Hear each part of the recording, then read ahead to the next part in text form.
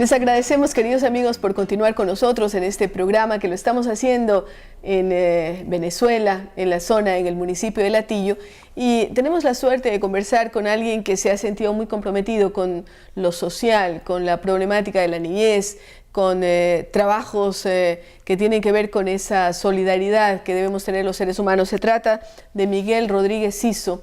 Él es el fundador de una ONG que se llama UNAMOS, y esta ONG UNAMOS tiene a su vez su gran proyecto, que es Colmenas de la Vida.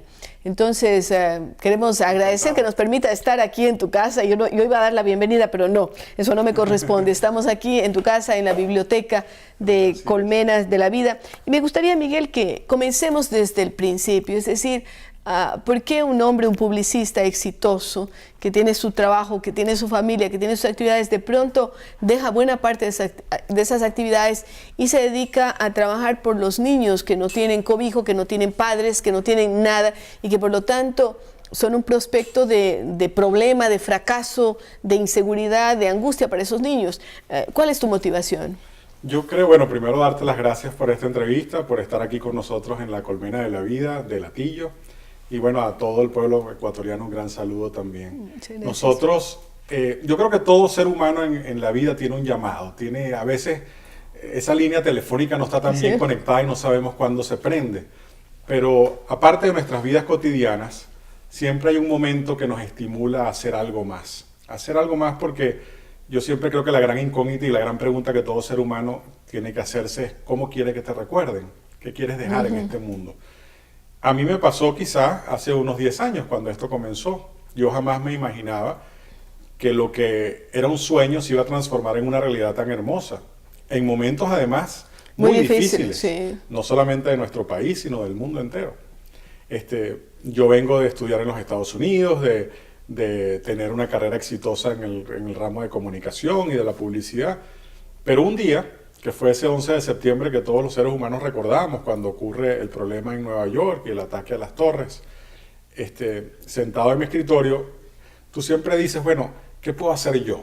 Y eso es importante, porque hay muchos que decimos qué puedo hacer yo, pero nos quedamos en eso nada más, sí. En ese momento yo decido escribir la letra de una canción. ¿Habías hecho ya letra de canciones? Perdón, sí, en campo publicitario había hecho unos jingles. La letra, pues yo no soy músico, pero se la pasaba siempre a un músico. Y decides hacer una canción. Y decido hacer una canción que le pongo como nombre El Canto por la Vida. Y muchos pueden verlas en YouTube, ponen El Canto por la Vida y ahí lo van a conseguir. En ese momento, yo digo que empieza a ocurrir la magia del ser humano. Cuando las motivaciones son correctas, todo ocurre. Y yo convoco al equipo nuestro y le digo, vamos a hacer un evento por lo que ocurrió en Nueva York, para que el pueblo venezolano tenga una forma de manifestar su lucha por la vida y por lo que es importante, la paz. Entonces, bueno, todo el mundo me vio como con cara de loco, pero ¿cómo vamos a hacer eso con tan poco tiempo? ¿Quién va a pagar ese evento? Y yo les dije, como lo he hecho siempre, yo no sé, pero yo voy a salir a la calle y alguien nos ayudará. Empecé a hablar en la radio y en 2 semanas ocurrió magia. Hicieron un evento enorme. Hicimos un evento el 7 de octubre del 2001 que se llamó Unamos al Mundo por la Vida, de donde sale el nombre después de la fundación.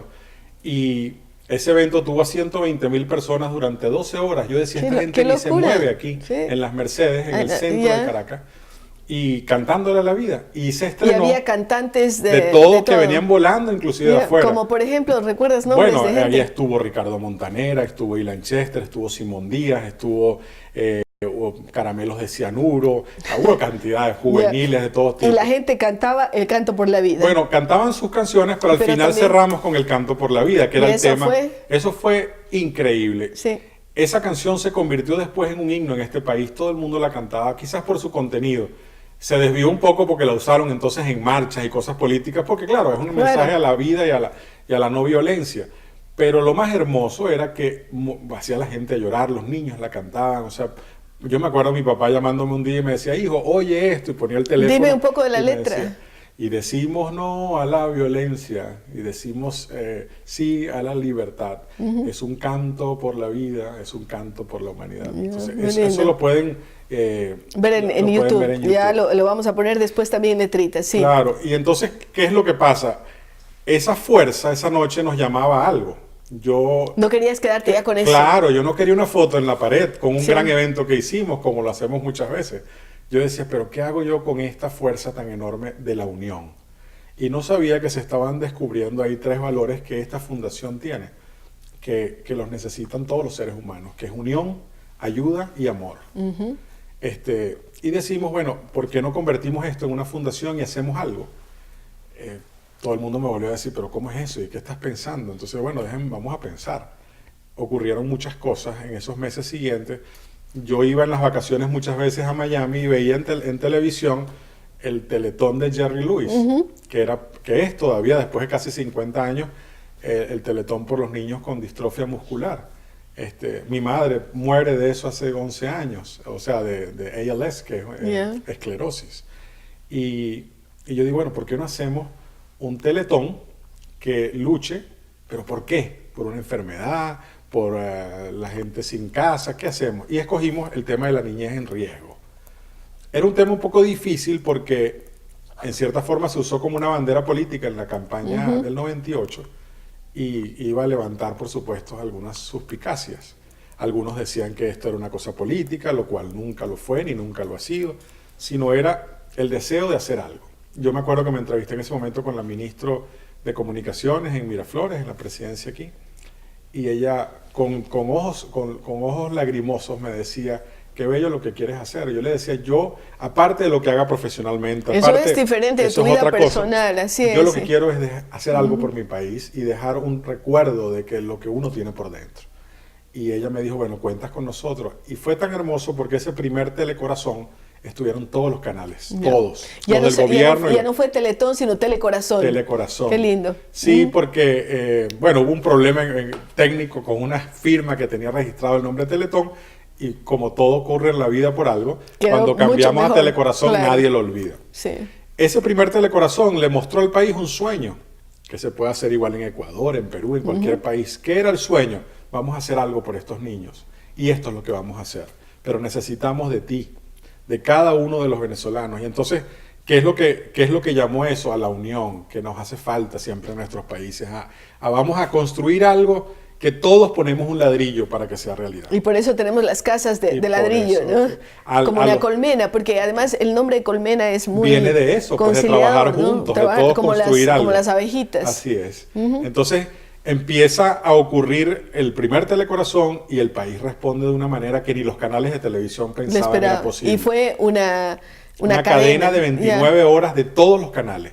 A mí me decían los canales, tú estás loco, ¿cómo vamos a estar todos unidos en lo mismo? Eso es un desastre, tener que ver uno que esté en las novelas y otro. Yo les decía, ustedes tienen que entender que el país quiere ver otra cosa, aunque sea 29 horas para ver otra cosa. Y fue tan fuerte que, bueno, se crearon. Yo siempre digo que hay que hacer un día un libro con los mensajitos de texto de todos los venezolanos, porque había mensajes recogimos 460,000 mensajes de textos de gente que decía las cosas más hermosas. Y dinero como para construir. Y dinero para construir esta primera colmena. Y ustedes decidieron construirlo en un tiempo récord. Claro, porque ¿qué es lo que pasa? En nuestros países muchas veces la gente tiene miedo a colaborar porque dice a dónde va a terminar. Se van a llevar la plata. Se la van a llevar, va a pasar algo. Entonces nosotros dijimos, vamos a trabajar día y noche para demostrarle al país que sí se puede. A los 10 meses se inauguró esta enorme colmena con 5 empresas de construcción, 480 hombres trabajando día y noche. Y yo venía a hablarles a los que ponían los ladrillos y les decía, recuérdate que no estás haciendo un hotel, estás haciendo un hogar para esos niños que están en la calle y que no pueden esperar más. Entonces había una motivación muy bella. Yo me acuerdo que en medio de esa construcción hubo problemas también, nos pararon la obra en un momento dado la Guardia Nacional, había tensiones políticas, porque era una obra que estaba moviendo a todo el país. Y entonces en ese momento, yo me recibo una llamada de Monseñor Nicolás Bermúdez de la iglesia aquí, y me decía, yo sé que estás muy tenso porque llevas 10 semanas con la obra parada y no vas a llegar a tiempo al final. Pero quiero decirte que Dios está con ustedes, que yo considero que esta obra realmente es una obra de Dios, no es una obra nuestra. Pero, ¿qué pasó? Él me dice, prepara tus maletas que el miércoles te recibe en Roma Juan Pablo II. Ah, qué lindo. Cuando él me dijo eso, yo sentí que todo se había resuelto. Sí.